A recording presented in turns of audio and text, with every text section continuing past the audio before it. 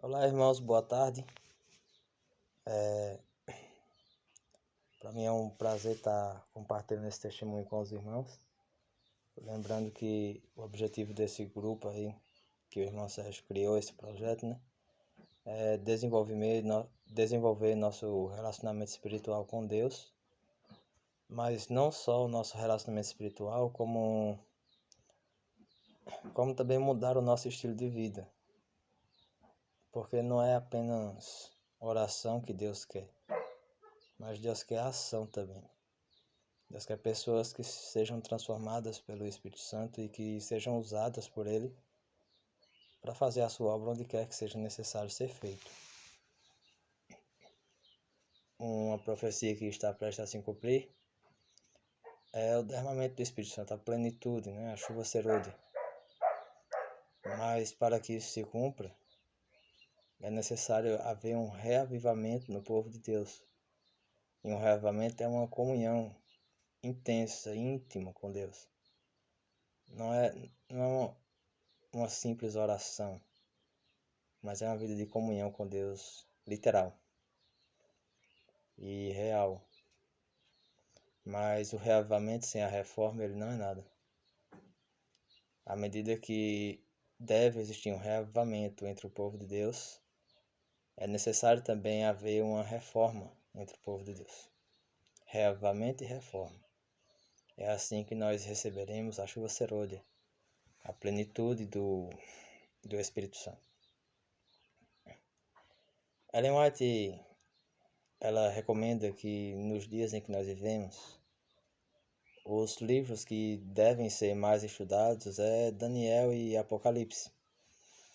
Ela também recomenda que a gente estude a série Conflito. E em especial o livro Grande Conflito deveria ser o mais estudado entre nós que professamos ser o povo de Deus. Porque no livro Grande Conflito está contando toda a história, tudo o que aconteceu, desde quando do cristianismo puro que Jesus deixou, né?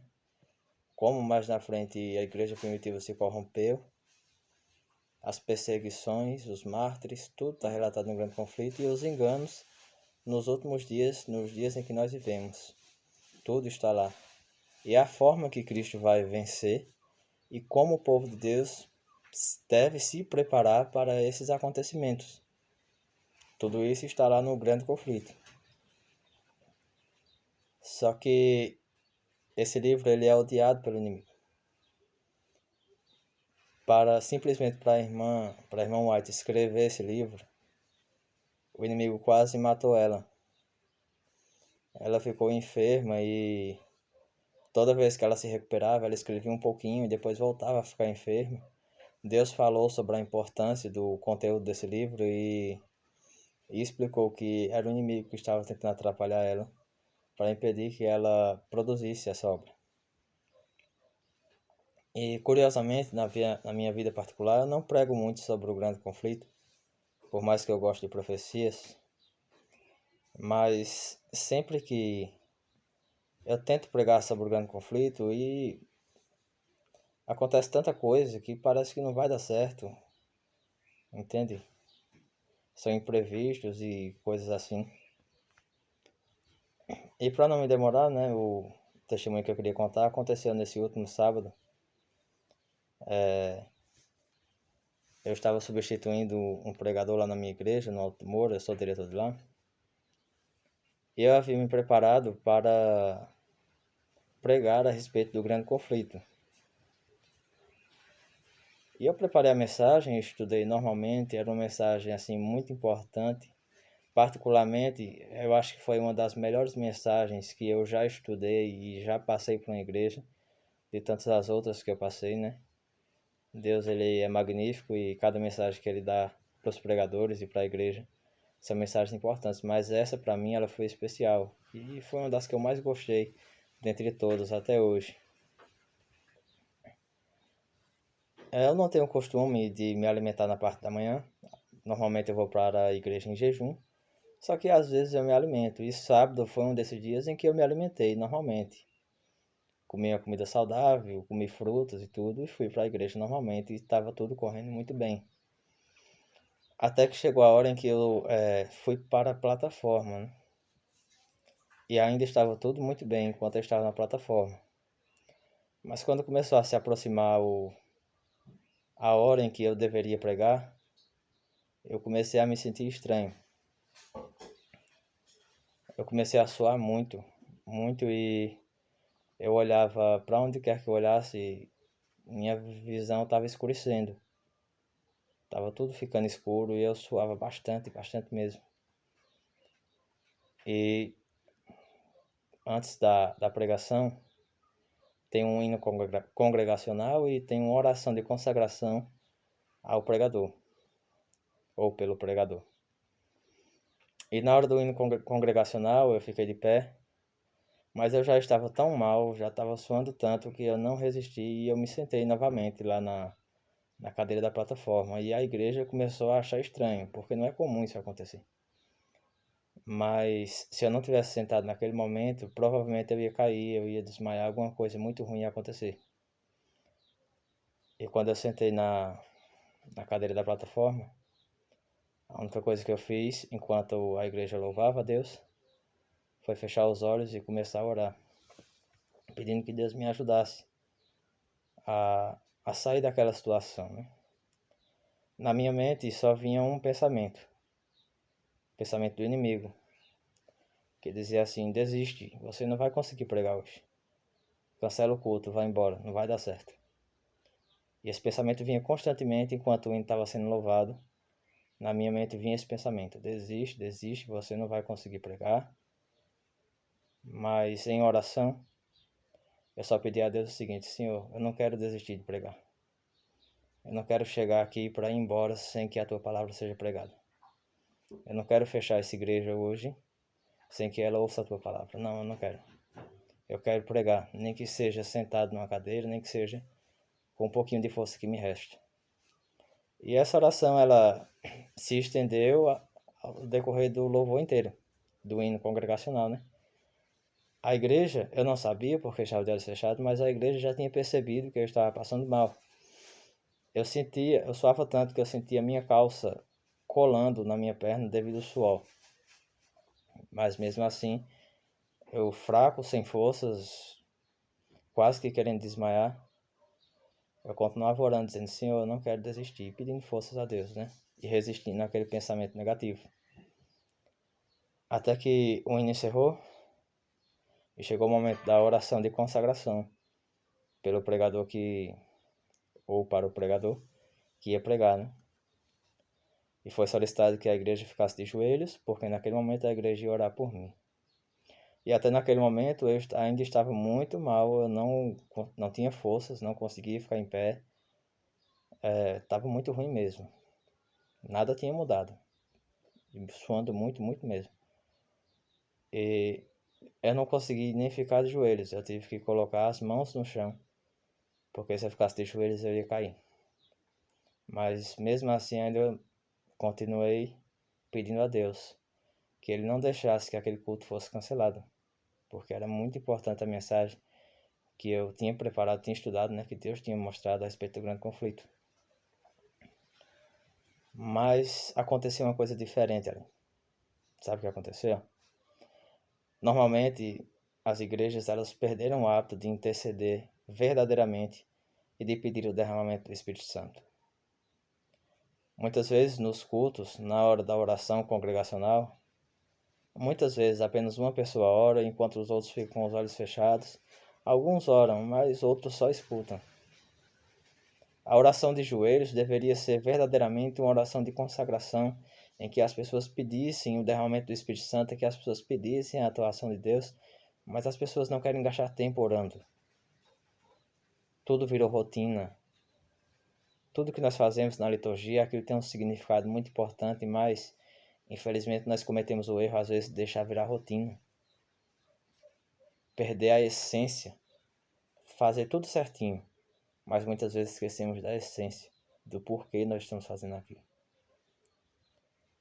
Mas como a essa altura toda a igreja já tinha percebido que eu estava muito mal mesmo, Eu não tinha percebido que a igreja tinha percebido porque eu continuava de olhos fechados. Mas quando foi solicitado que a igreja ficasse de joelhos para orar pelo pregador, naquele momento foi diferente, porque toda a igreja orou de verdade pelo pregador. Todo mundo, toda a igreja estava reunida em oração naquele momento de joelhos, entende? E eu também estava. E mesmo toda a igreja de joelho orando, eu não sentia nada diferente dentro de mim. Eu ainda estava muito mal.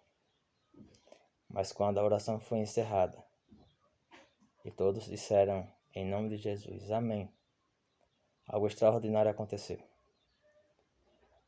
Toda aquela angústia, toda aquela fraqueza, ela sumiu instantaneamente. E eu fui completamente revigorado. Parecia que minhas energias dentro de mim tinham sido renovadas. Parecia que eu estava com mais disposição do que quando eu cheguei na igreja.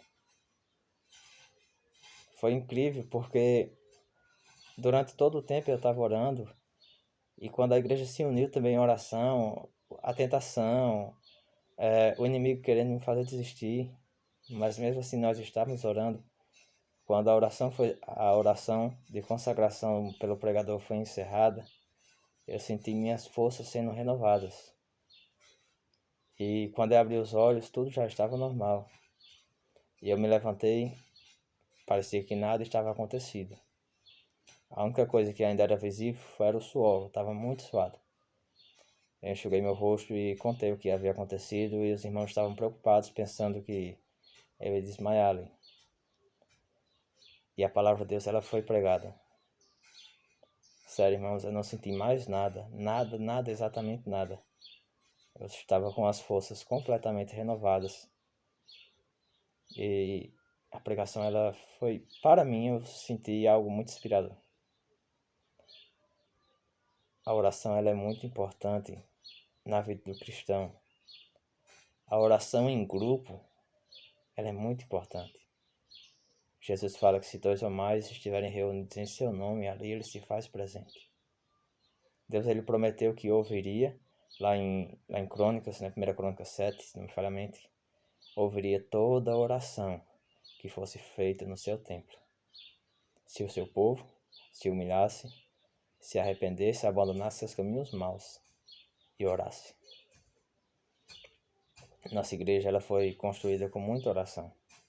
Nossas doutrinas elas foram alicerçadas com muito estudo na palavra e muita oração. A igreja ela foi preenchida pelo Espírito Santo lá no Pentecostes, quando o povo se reuniu em oração. E Ellen White diz no livro Eventos Finais, ou é no Grande Conflito, eu não lembro bem, irmãos. Ela diz, basta haver um verdadeiro reavivamento na igreja e as fogueiras da perseguição se acenderão novamente. O que Deus espera de nós hoje é um povo que ora, um povo que se consagra, um povo que se entrega ao Senhor. Então o apelo que eu faço aos irmãos é, orem. Mas não orem por rotina, não orem apenas por hábito, orem por essência. Conversem com Deus. Na igreja, na hora de nos colocarmos de joelho, vamos clamar pelo poder do Espírito Santo. Deus ele ouve toda oração sincera. O inimigo ele não está brincando e ele tenta nos impedir de várias formas de que a obra de Deus vá avante. Ele tentou me impedir e esse é apenas um de muitos testemunhos que eu posso contar para vocês a respeito de oração e de pregação a respeito do grande conflito. Coisas extraordinárias aconteceram, mas em outros momentos talvez eu conte. Mas uma coisa é certa, Deus está disposto para ouvir aquele que se coloca de joelhos e ora, de verdade. Aquele que não ora por rotina ou por hábito, mas aquele que sinceramente quer conversar com o Senhor e quer abrir o seu coração para o Criador do Universo. Então, meu apelo a vocês é, orem. Aproveitem esse grupo aí que o irmão criou, façam seus pedidos de orações, Se tiverem testemunhos a respeito de oração, pode contar também. Se não quiser gravar um vídeo, grava um áudio, faz alguma coisa. Mas não deixa que os milagres que Deus fez na sua vida passem por despercebido, porque nós somos a luz do mundo. E as pessoas precisam ver a luz de Deus brilhando através de nós para que Deus seja glorificado. Foi Jesus que disse isso. Então aproveitem esse projeto que o irmão está fazendo e desenvolvam esse hábito de orar, de testemunhar e de falar das grandezas de Deus. Que Deus seja louvado, que Deus abençoe vocês e que o nome dele seja glorificado através de nossa vida. Um abraço a todos, irmãos. Que Deus abençoe.